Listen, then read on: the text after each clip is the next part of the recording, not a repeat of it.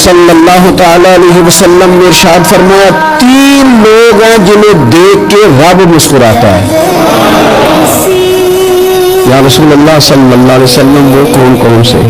تو محبوب فرمانے لگے ایک وہ بندہ ساری مخلوق سوئی ہے، آدھی رات ہے، رات کا پچھلا پہر ہے، اس نے اٹھ کے وضو کر لیا، مصلی پہ کھڑا ہوا، خدا کی یاد ہوئی، فرمایا اسے دیکھ کے رب مسکراتا ہے جو اس کی شان کے لائق ہے.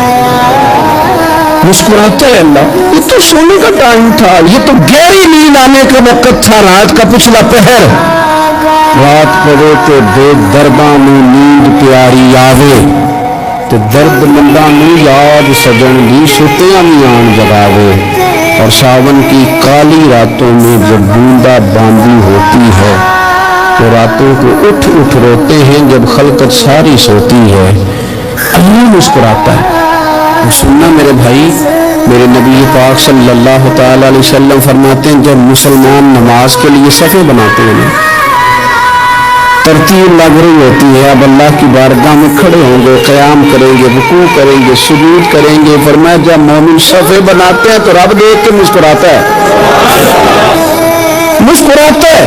کمال ہو گئے عروج بندگی کا. جو بندے کو دیکھ کے رب مسکرائے، خدا بندے سے خود پوچھے بتا تیری رضا کیا ہے، مسکراتا ہے. اور میرے نبی پاک علیہ السلام فرماتے ہیں جب مجاہد جہاد کے لیے صفیں سیدھی کرتے آج تو یہ رب کے نام پہ مرنے والے یہ صفوں میں کھڑے ہوں گے، ترتیب سے لڑیں گے، ترتیب سے گلا کاٹیں گے، کافروں کا یا شہادت لیں گے. فرمایا جب جہاد کے لوگ صفیں بناتے ہیں تو رب انہیں دیکھ کے مسکراتا ہے.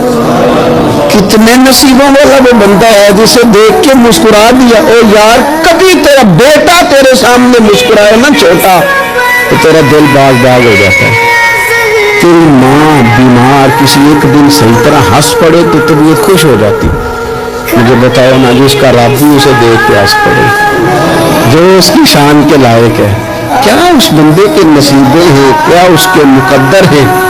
آپ اس مقام پر اپنے آپ کو لائیں. اب دیکھیں نا یہ حدیث ہم نے سن لی، اب ہم نے نا اس طرح صفیں نہیں بنانے کی اس طرح ساری دنیا. اب ذرا صفیں بھی شوق سے بنائیں. اب ذرا تھوڑا سا شوق پیدا کریں گے. بھائی یہ تو میں وہ کام کرنے لگا ہوں جسے دیکھ کر رب مسکراتا ہے.